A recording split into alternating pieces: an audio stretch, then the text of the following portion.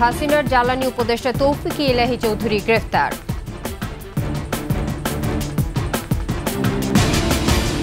সারা দেশে বেড়েছে লোডশেডিং, আওয়ামী শাসনে ক্যাপাসিটি চার্জের নামে বিদ্যুৎ খাতে 1 লাখ কোটি টাকা লোপাট।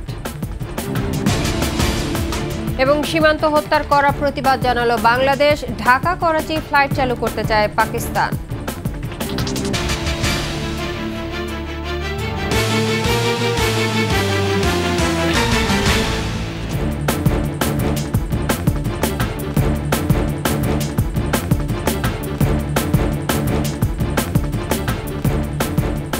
শুনছিলেন ফার্স্ট সিকিউরিটি ইসলামী ব্যাংক পিএলসি সংবাদ শিরোনাম। আমন্ত্রণ 21 সংবাদে আপনাদের সঙ্গে থাকছে ইসরাত জাহান।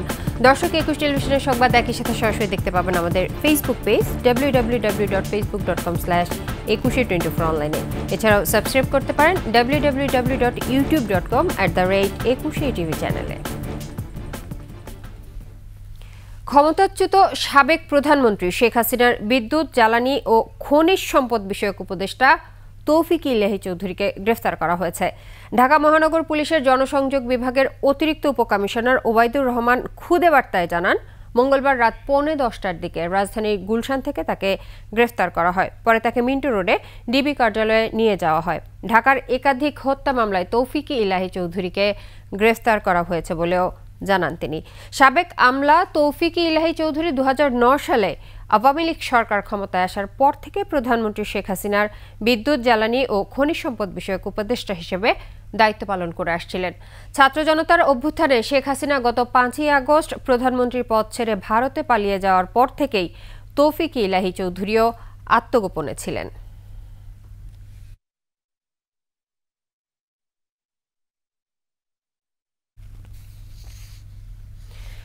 ঘণ্টার পর ঘণ্টা বিদ্যুৎ নেই, গরমে নাভিশ্বাস শিশু ও বয়স্কদের।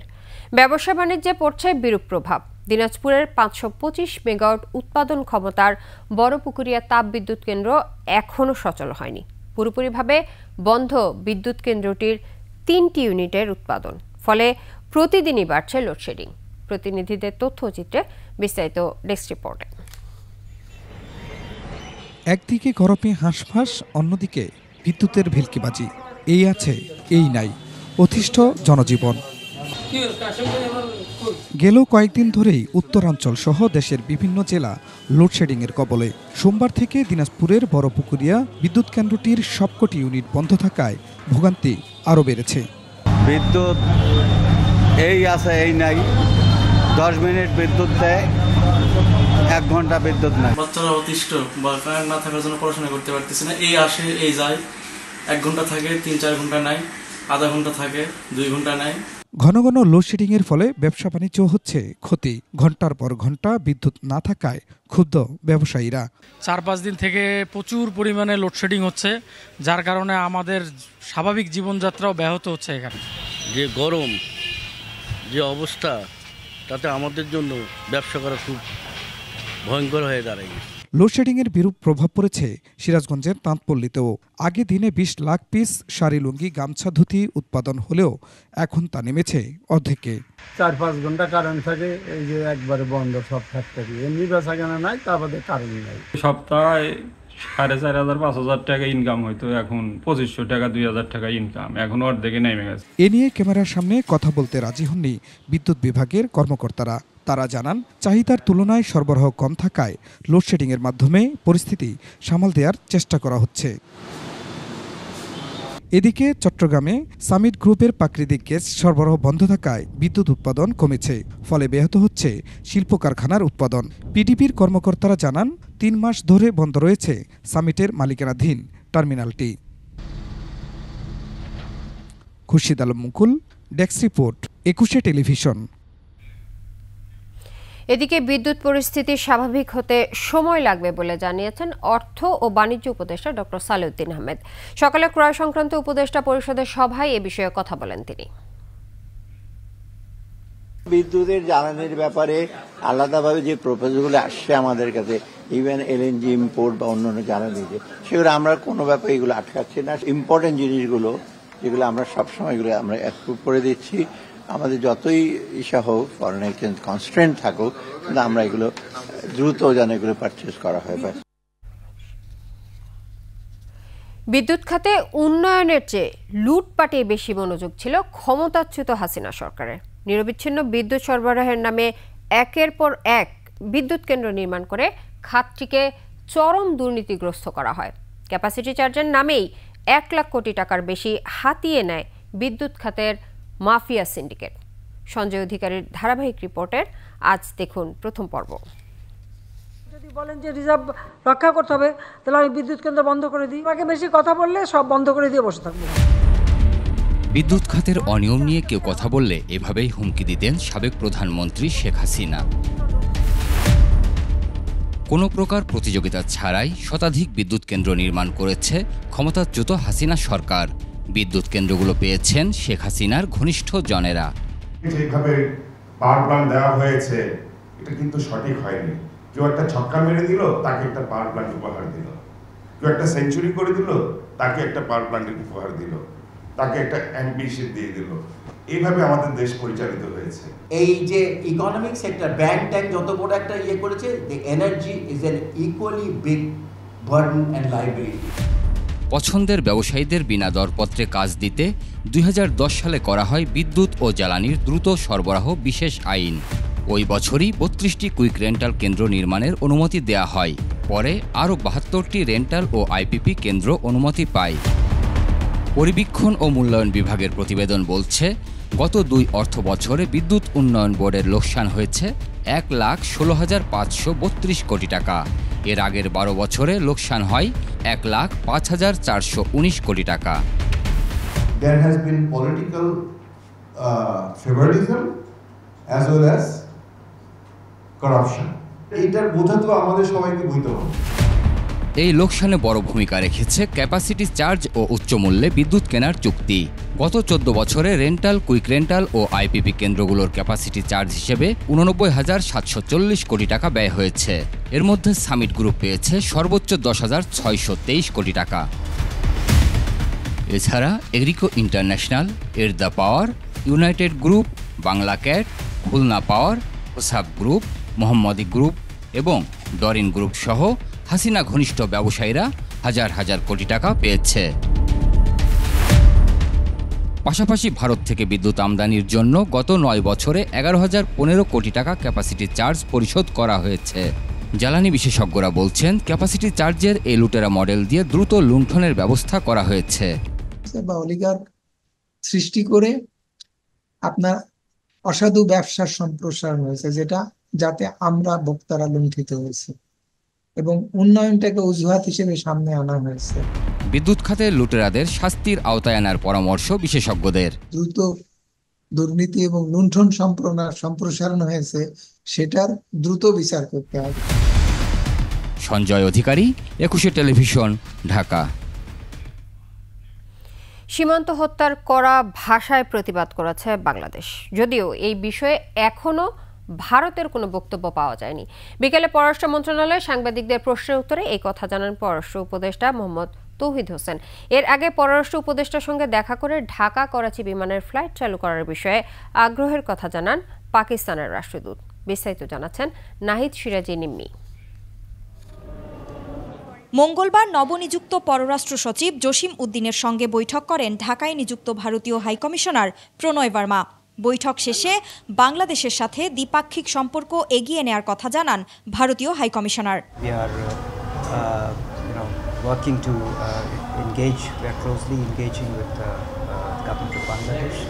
সীমান্ত হত্যাকাণ্ড নিয়ে প্রশ্ন করা হলে হাইকমিশনার বিষয়টি এড়িয়ে যান।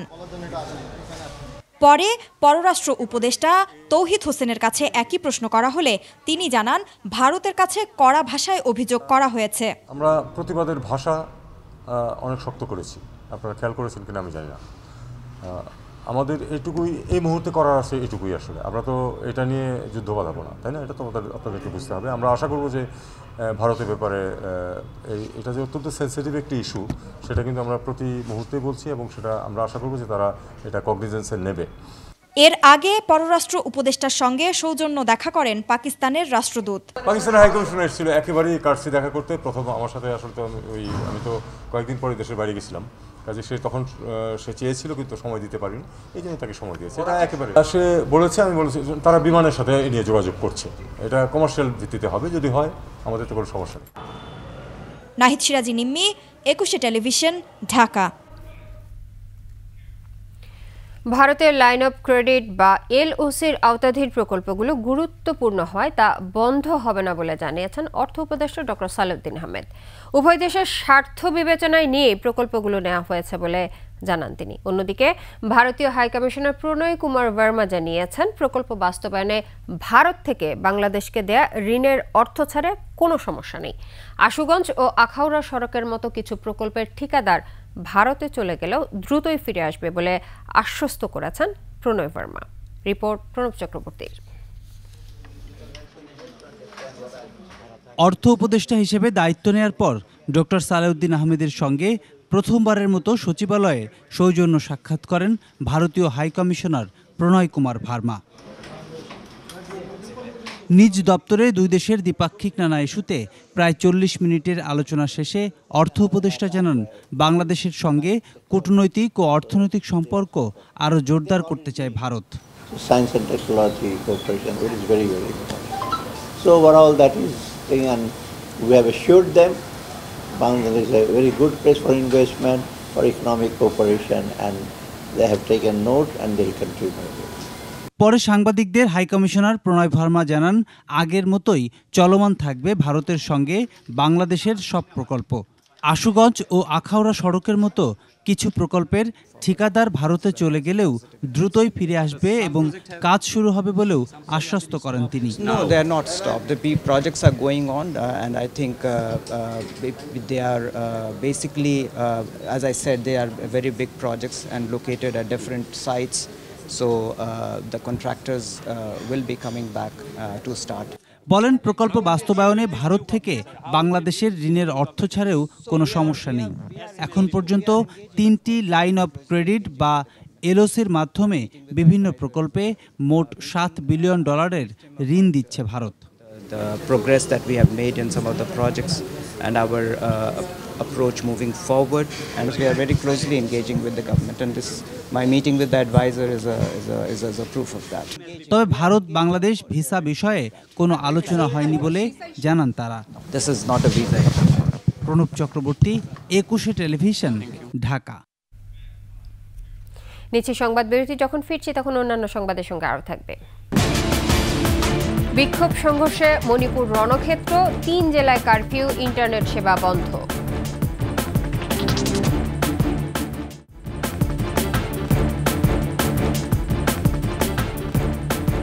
আবার আমন্ত্রণ 21 সংবাদে। বাংলাদেশের অন্তর্বর্তী সরকারের প্রতি পূর্ণ সমর্থন জানিয়েছে নেদারল্যান্ডস। বাংলাদেশের নবনিযুক্ত নেদারল্যান্ডসের রাষ্ট্রদূত ইরমা ভ্যান ডুরেন প্রধান উপদেষ্টা অধ্যাপক ডক্টর মোহাম্মদ ইউনুসের সঙ্গে সৌজন্য সাক্ষাৎ করেন। সে সময় তিনি জানান তার দেশ কৃষি, সামুদ্রিক সম্পদ, শিল্প, যুব, জ্ঞানভিত্তিক অর্থনীতি, শ্রম, পরিবেশ এবং বন্যা ব্যবস্থাপনা সহ বিভিন্ন ক্ষেত্রে বাংলাদেশের সাথে সম্পর্ক জোরদার করতে আগ্রহী। অধ্যাপক ইউনুস বলেন বর্তমান সরকার শিক্ষা, অর্থনীতি, শ্রম খাত, নির্বাচন কমিশন, বিচার বিভাগ, বেসামরিক প্রশাসন ও ব্যবসায়ী পরিবেশ প্রতিটি ক্ষেত্রে গুরুত্বপূর্ণ সংস্কার কার্যক্রম বাস্তবায়নে প্রতিশ্রুতিবদ্ধ। সাক্ষাৎকালে রোহিঙ্গা সংকটের বিষয়েও আলোচনায় উঠে আসে।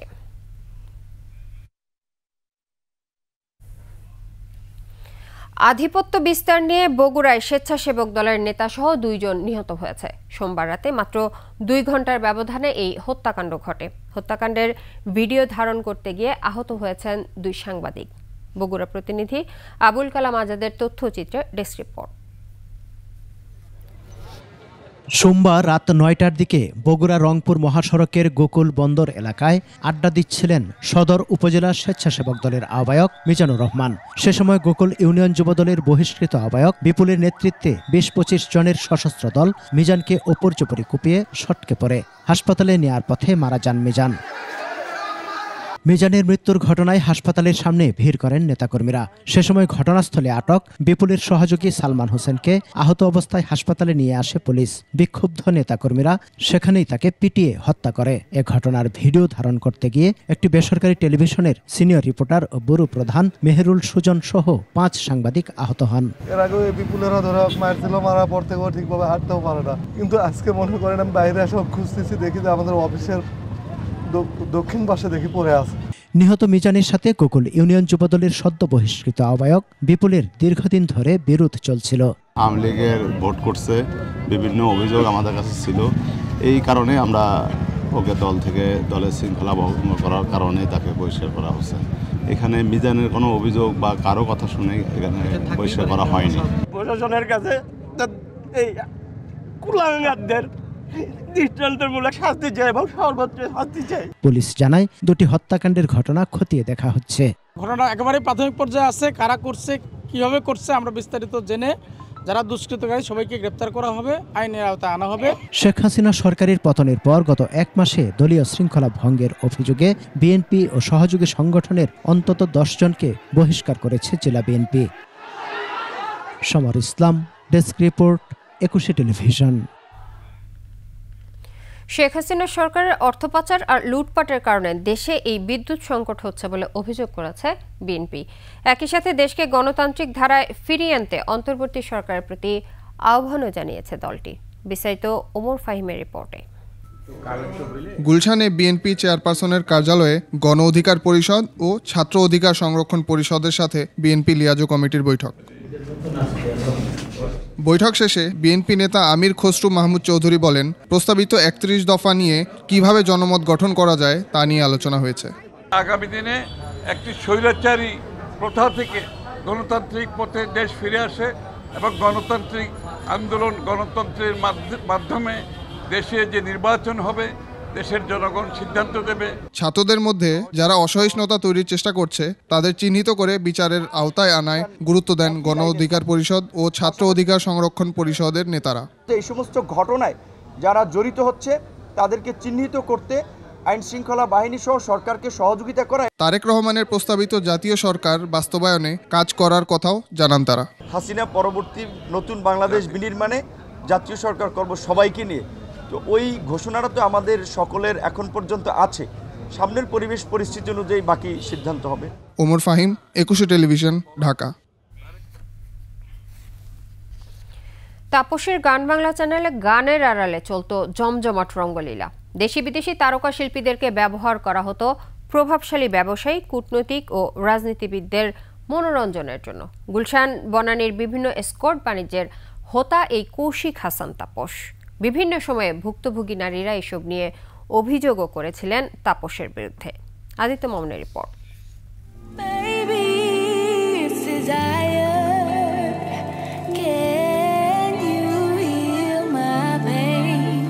দেশের একমাত্র বিশেষায়িত সঙ্গীত চ্যানেল গান বাংলা দেশি বিদেশি সঙ্গীত সংযোজন আর শিল্পীদের সম্মিলন ঘটিয়ে রীতিমতো স্বঘোষিত সম্রাট চ্যানেলটির বর্তমান সিইও ও ব্যবস্থাপনা পরিচালক কৌশিক হাসান তাপস।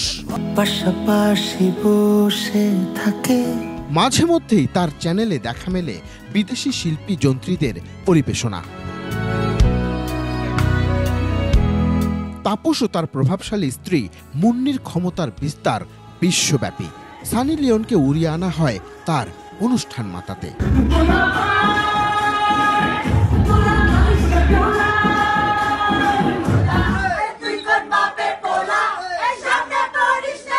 অভিযোগ আছে গান আড্ডা অনুষ্ঠানের আড়ালে সঙ্গীতের এই চ্যানেলটিতে রমরমা আসর বসে মদ আর স্কর্টের। এ নিয়ে বেশ কয়েক বছর আগেই তাপসের ঘনিষ্ঠজন মডেল পিয়াসা স্বীকারোক্তি দিয়েছেন গোয়েন্দা পুলিশের কাছেও। ওদের একটা আস্তানা আছে গান বাংলার উপরে এবং তাপসের বাসায় এরকম ড্রিঙ্ক করে, পার্টি করে, হ্যাঁ, আর অনেক সিঙ্গাররা আসে, মেয়েরা আসে।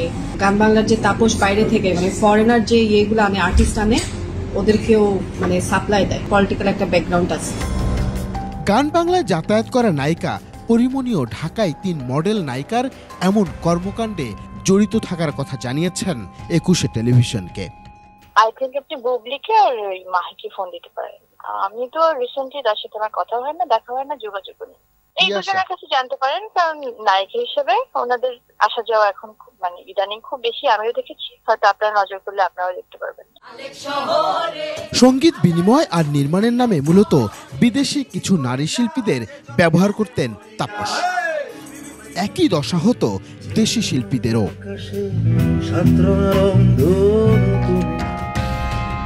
নিজের বিলাসী জীবনযাপন, ক্ষমতা আর প্রভাব বৃদ্ধি করতে তাপস মুন্নি দম্পতি টার্গেট করতেন ব্যবসায়ী রাজনীতিবিদদের।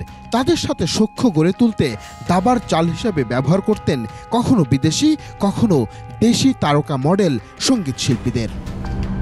তাপসের বিরুদ্ধে বিবাহ বহির্ভূত সম্পর্ক নিয়ে তার স্ত্রী সম্প্রতি ঢাকাই সিনেমার 2 নায়িকার সাথে প্রেমের অভিযোগ করে সামাজিক মাধ্যমে জানানো দিয়েছিলেন। ফাঁস করেছিলেন তাপসের কর্মকাণ্ডের ফিরিস্তিও। আমি ভিডিও লাইভ করতে বলছি তাপস তাও সেখানে আমি জানি বুঝলি আর বাথরুম থেকে বেরোতে পারবো, তাছাড়া লুকার ছিল, সে বাথরুম থেকে বের হয়েছে। আমি ভিডিও লাইভ তখনই আমি ফেসবুকে স্ট্যাটাস দিচ্ছি রাত্রেবেলায়। ওর ইন্টেনশনই হচ্ছে ও যখন সাকিব যখন তোমার সাথে ক্লোজ হওয়া শুরু করলো তখন মাথাটা খারাপ হয়ে গেল। আমি তখন বুঝলাম ও সাকিবের প্রতি রিভেঞ্জ আর তোমার প্রতি, আর সেটা সেই টার্গেটটা করছে তাপস। গান বাংলা চ্যানেল দখল করেই তাপস সেখানে গড়ে তোলেন এই অপরাধের সাম্রাজ্য। আদিত্য মামুন, 21 টেলিভিশন, ঢাকা। এবার বাণিজ্য সংবাদ।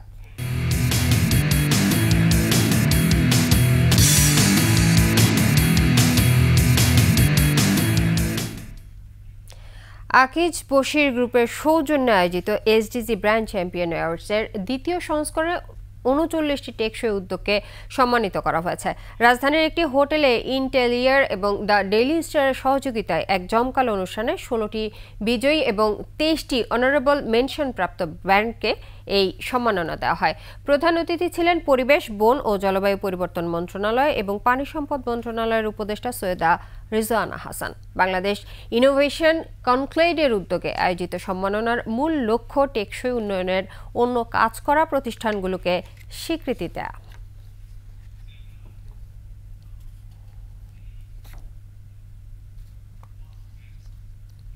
আন্তর্জাতিক সংবাদ।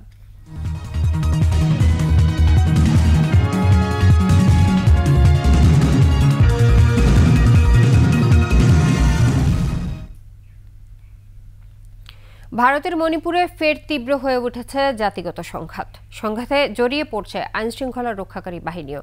এমন পরিস্থিতিতে 3 জেলায় কারফিউ জারি করা হয়েছে। 5 দিনের জন্য ইন্টারনেট পরিষেবা বন্ধ করেছে রাজ্য সরকার। রাজধানী ইম্ফলে গভর্নর কার্যালয়ের সামনে বড় ধরনের সংঘর্ষের ঘটনা ঘটেছে শিক্ষার্থী ও পুলিশের মধ্যে। দুপুর 1টার দিকে মিছিল বের করে গভর্নর হাউসের কাছাকাছি পৌঁছালে সেখানে মোতায়েন থাকা পুলিশের সঙ্গে দফায় দফায় সংঘর্ষ বাধে শিক্ষার্থীদের। প্রায় 1 ঘন্টার সংঘর্ষের পর বিক্ষোভকারীদের ছত্রভঙ্গ করে দেয় পুলিশ। তার কিছুক্ষণ পরে ইন্টারনেট বন্ধের বিবৃতি দেয় মণিপুর রাজ্য সরকার। জাতিগত বৈচিত্র্যে ভরপুর মণিপুরে গত বছর মে মাস থেকে মেইতি সম্প্রদায়ের হিন্দু এবং খ্রিস্টান ধর্মাবলম্বী কুকিচিন জাতিগোষ্ঠীর মধ্যে সংঘাত শুরু হয়। এদিকে 7 সিস্টার্সে 60 কিলোমিটার দখল করে নিয়েছে চীন, এমন গুঞ্জন চলছে কয়েকদিন ধরে। মণিপুরের রাজভবন ও থৈবালের জেলা প্রশাসকের কার্যালয়ে হামলা চালিয়ে ভারতের পতাকা নামিয়ে 7 রঙা 7 সিস্টার্সের পতাকা উড়িয়েছে আন্দোলনকারীরা। আর এর সাথে শেষ করছি 21 সংবাদ। তবে যাবার আগে ফার্স্ট সিকিউরিটি ইসলামী ব্যাংক পিএলসি সংবাদ শিরোনামগুলো আরও একবার। হাসিনার জ্বালানি উপদেষ্টা তৌফিক ইলাহি চৌধুরী গ্রেফতার।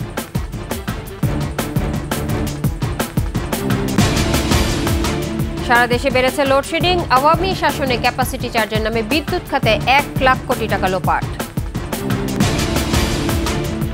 এবং সীমান্ত হত্যার কড়া প্রতিবাদ জানালো বাংলাদেশ, ঢাকা করাচি ফ্লাইট চালু করতে চায় পাকিস্তান।